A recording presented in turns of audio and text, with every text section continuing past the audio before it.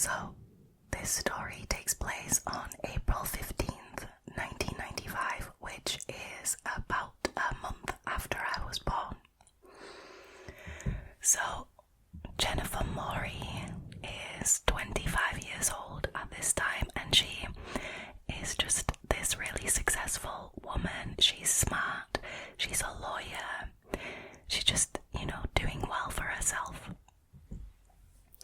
She has also bought her own apartment, and, Jennifer, she's really big on safety. So, the biggest selling point of this apartment that she bought, and, the thing that pushed her over the edge to buy it, was the security of the property. So, the entire property had a really tall fence all the way around it, and all the exits and entrances were guarded by actual security guards, and also, there were security cameras around the building. Now, the company that did all the security work around this apartment complex was Pinkerton Security.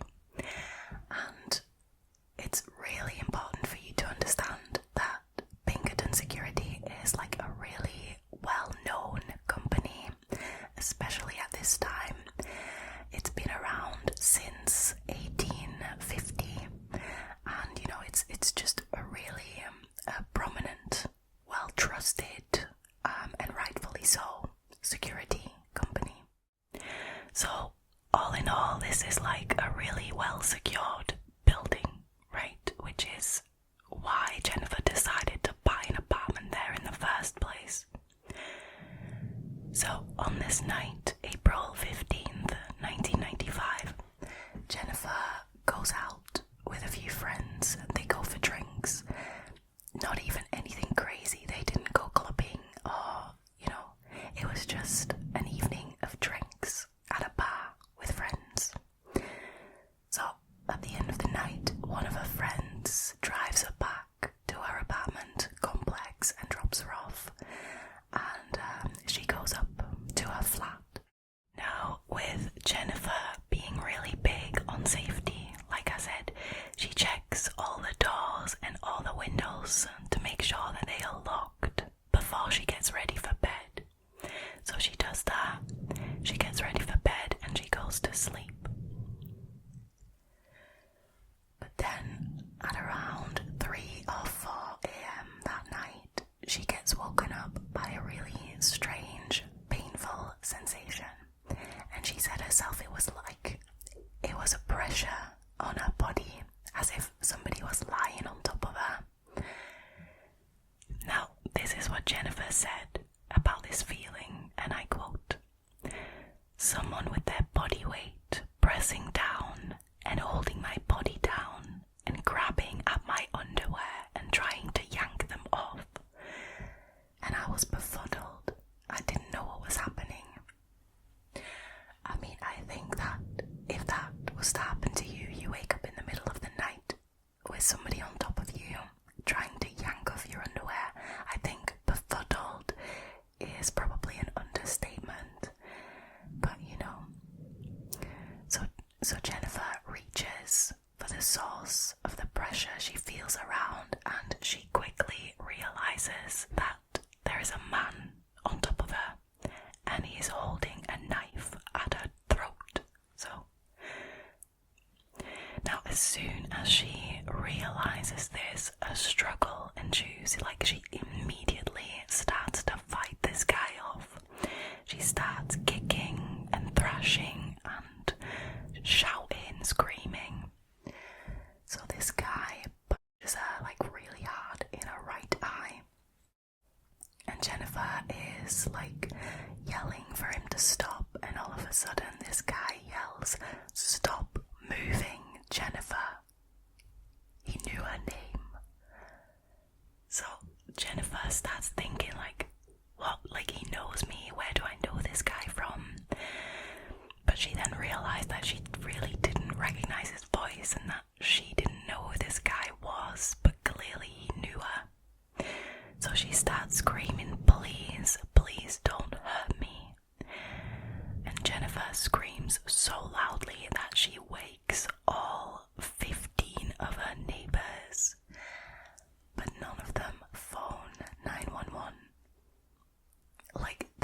is a perfect schoolbook example of the bystander effect. All these people heard her, yet everyone probably thought, somebody else will call the emergency services, and then nobody did. So the police weren't alerted. Jennifer keeps struggling, and at one point this guy grabs his knife and he slices her from her right cheek down to her neck. Jennifer later says about this moment, and I quote, "There was just this explosion of blood, like a hot waterfall just pouring out. I just felt like I have to get him off of me. I have to stop this. I cannot be raped and I cannot be killed." Now at this point, because of her injuries, Jennifer is terrified that she's gonna die. So the attacker then decides to grab her by her hair and drag her into the bathroom and just throw her in there. So that's what he did. Now as he did that, he said, "Stay here and don't move or I will kill you." Honestly, I cannot imagine how terrified that Jennifer must have been at that moment. That is almost too scary to put in a horror film. This is wild. So he threw her into the bathroom. He says, "Stay there, don't move, I'm gonna kill you otherwise." And then he leaves the bathroom to go and grab his knife from the bedroom. So Jennifer sees her chance and she first grabs like a washcloth, like a damp washcloth, and then she slams the bathroom door shut and she wedges herself against the door with her feet up on the bathtub, and then she uses her body weight to basically just forcefully keep that door shut and keep him from entering again.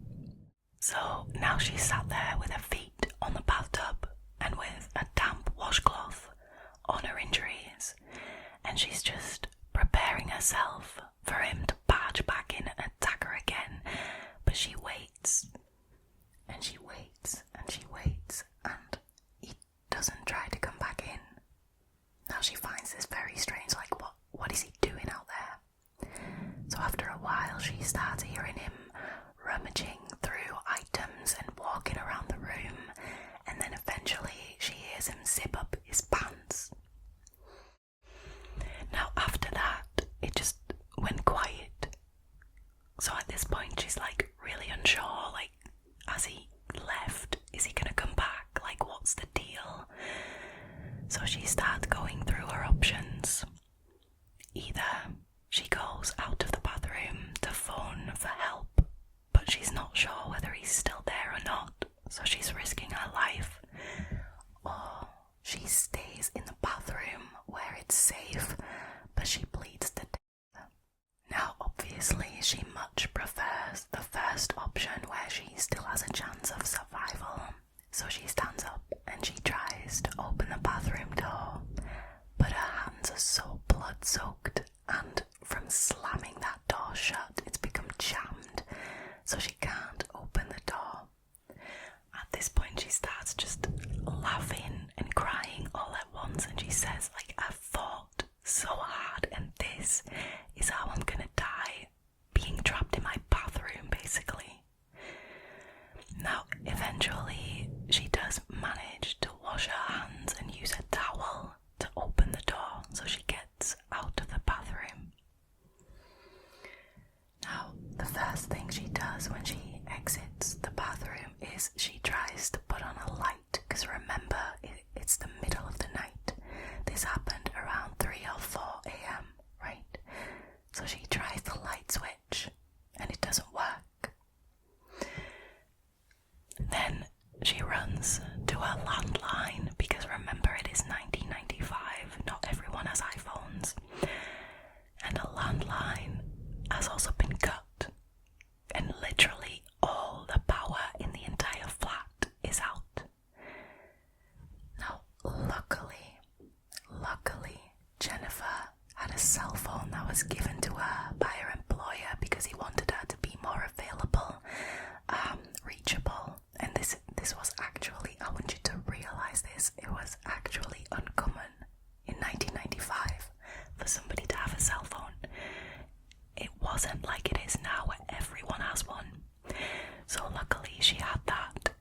was charged. So she calls 911 with it. Now, to be fair, like in those days, like the early days of cell phones, you really only had to charge them like once a week. They couldn't do as much, so the battery would just last forever. But it was lucky that the phone still had charge. Now she calls 911 and she gets connected to a dispatcher, and his name is Richard Everett. It was his first ever shift at the emergency services, and his shift had started at 4 a.m, so he had literally just started. Now, Jennifer, as you can imagine, is frantic, and she's trying to explain the situation that she's in. So Richard basically calms her down and tells her that, help is on the way, and he tries to walk her through her next steps. He tells her to keep a clean washcloth on the wound, keep pressure on it. He asks her, are you hurt anywhere else? Are you sure that he didn't cut you anywhere else? Now, Jennifer is on the phone with him for about 10 minutes, and all the while he's like comforting her. And then all of a sudden, there's a knock at the door. Now, Jennifer tells Richard that somebody is, at her front door, and she thinks it's the police. But Richard warns her not to open that door, because firstly, he knows that it can't be the police, because he knows that the police are still on their way. But he tells her to go to the door, don't open it, but try to find out who it is.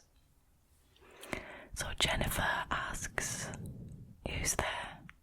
And the person answered, my name is Brian Gibson, the Pinkerton night security guard on duty. I just got attacked by a guy who jumped off of your balcony. Are you okay? I can see blood on the floor. What's going on? Are you hurt?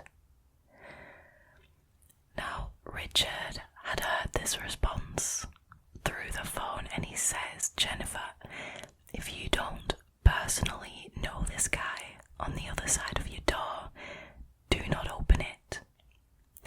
Now, Jennifer tells Brian she's not gonna open the door. Meanwhile, the guy behind the front door is getting more and more frantic. He's like, please, I want to help you. I'm literally security. Are you hurt? Can I call 911 for you? So Jennifer says, I'm fine, and the police are on their way. I've called 911 myself already. And then this guy says, I know, I can hear the sirens, but if you let me in, I might be able to help you. So Jennifer at this point really doesn't know what to do. Like, she's got this security guard at her front door who wants to help her. She's clearly hurt really badly and she kind of needs help. But then the 911 dispatcher is telling her not to open that door, so it's an internal battle, really.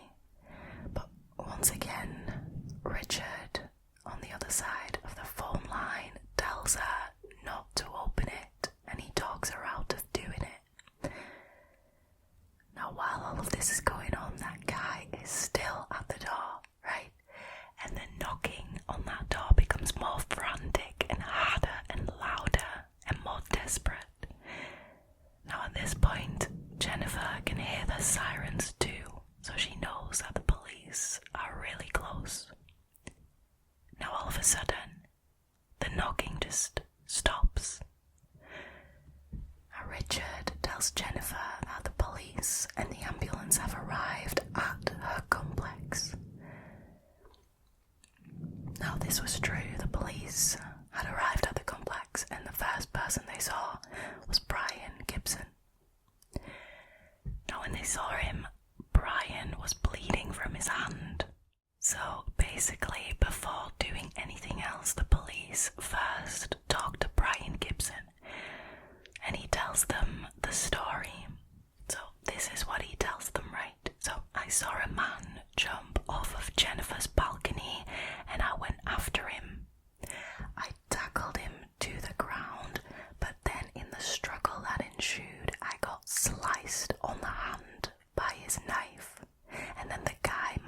escape and ran into the woods and disappeared. Then, according to him, the next thing he did is went to check on Jennifer, but she didn't want to open the door for him. Now, while all of this is going on, the ambulance, the people from the ambulance, the paramedics, are obviously taking Jennifer from the apartment and bringing her to a hospital for emergency treatment. I think that goes without saying, that needs to be done ASAP. So meanwhile, the police go to check out this balcony that Brian is talking about, right? And they are looking for evidence of somebody jumping off of the balcony or somebody running from the balcony into the woods like Brian Gibson had described, but they can't find anything. Like, literally nothing. There is no evidence at all that something like that happened. So they find this weird. So they decide to detain Brian Gibson just temporarily because, they thought it was a bit sketchy. Now, the police then searched Jennifer's flat and they found a lot of blood. Like, that was the first thing they saw. Like, there was literally blood everywhere. Now, they found some other items in there too, and they were pretty damning. So the first thing they found was a pair of men's underwear, right? A belt, a glove, and then a Pinkerton security hat and a bloody knife. Now, when they checked Brian, who they had already detained, they found him with, firstly, defense marks on his chest. They asked him to take his top off, and that's what they saw, like all scratches and, defense marks. They also found out that he wasn't wearing any underwear. He was missing his underwear. Now, could that have been a kink of his? Sure, but they literally found his boxers in the flat, so probably not. He was also missing his Pinkerton security hat. Weird, right? How something like that can happen. Now, obviously, after finding all of this evidence, the police formally arrest Brian Gibson. Now, can you imagine being so stupid to literally leave your literal underwear at a crime scene, plus, the weapon that you used, plus your actual security hat? The only thing missing here is a name tag in the security hat. That would have been like the cherry on top. Anyways, they also, when they checked Brian and they saw that he had no underwear, they also said that it looked like he had shaved, and then that's presumably to leave no evidence, because when you somebody with a hairy, private area, then you can leave hairs very easily and leave DNA. But then, so he thinks to do that to prevent DNA evidence, but then he leaves his literal underwear there, and his hat, and the weapon. This is bonkers. That guy is clearly not the sharpest knife in the drawer. So, Brian Gibson gets sentenced for attempted murder, and he gets 20 years in prison. Now, meanwhile, Jennifer made a full recovery in the hospital, and it was miraculous, because the doctors said that her eye was barely spared, right? Millimeters. And her jugular vein was also millimeters from being completely severed. So she got so lucky to make a full recovery. So after that, Jennifer decided to leave there and never look back. So she sold the apartment and she bought a new apartment. In 1998, Jennifer also started a family law practice in Fort Worth, and she filed a lawsuit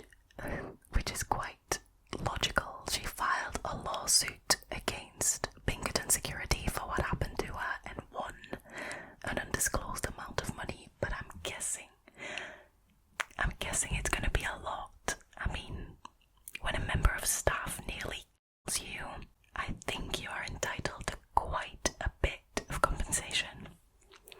Now this guy, this Brian Gibson, right, turns out that there had been other incidents with him where he'd like stolen stuff and had harassed people and stuff on the job, and Pinkerton's answer to that was to put him on the night shift, which is only the most important shift in security. Like, what? This guy is basically a criminal, and their answer to that is not fire him but put him on the night shift. What, as a punishment? Like, what is this?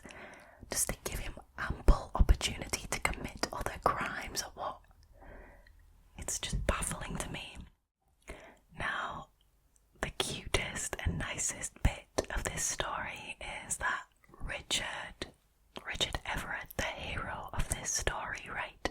The dispatcher, who did a brilliant job even on his first ever shift.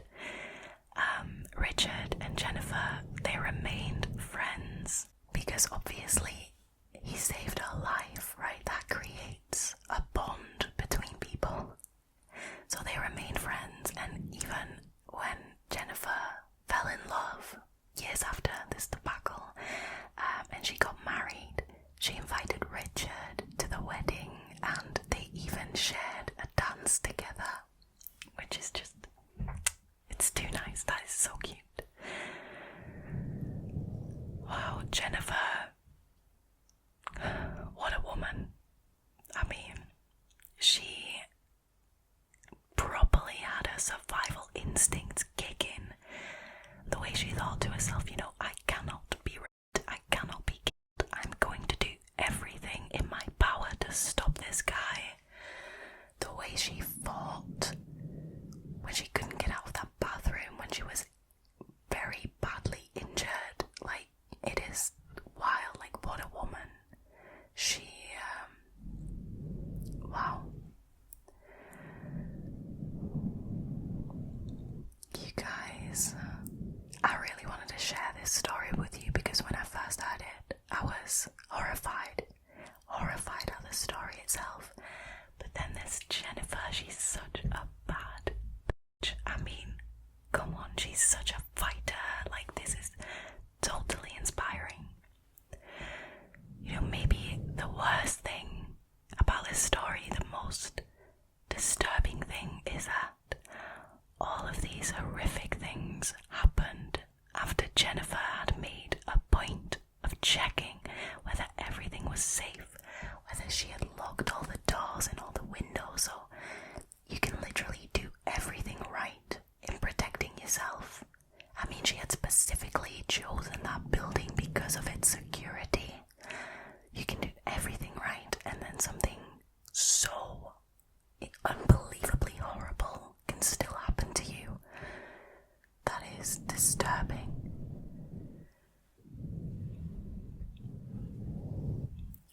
I mean, that obviously doesn't mean that keeping yourself safe and making sure you take all the appropriate measures to keep yourself safe is not important. Of course, you still have to do that.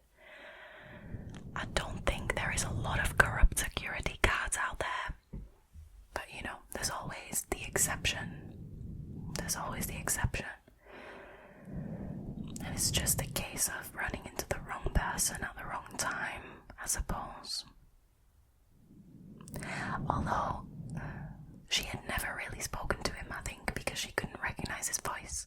So that kind of suggests to me that Brian might have been, like, keeping an eye on her already, and he had, like, chosen her out of the 16 people living in that complex. At any rate, it is incredibly disturbing and terrifying. Like, the more you think about it, the scarier it gets, right? Like, if he had been watching her and studying her routine for like weeks beforehand, that is even more terrifying. Because he knew her name, but they probably never had a conversation. Like, besides, you know, saying hi or good morning when they see each other. But Jennifer told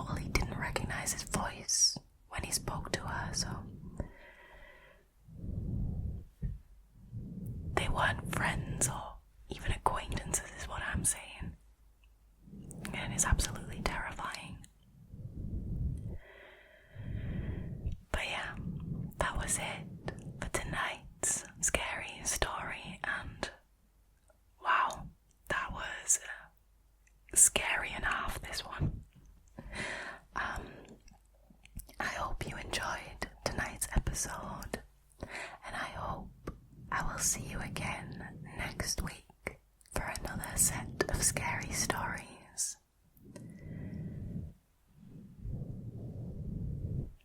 Now, all there is left for me to do is to wish you a very,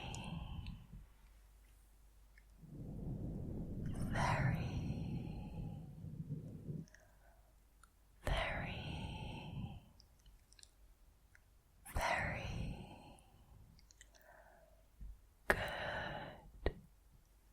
night.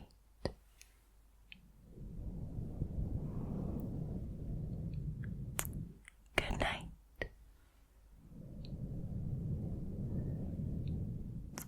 Good night.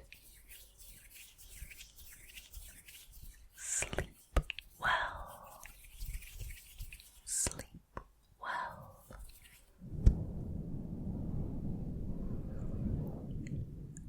Don't let the bed bugs bite.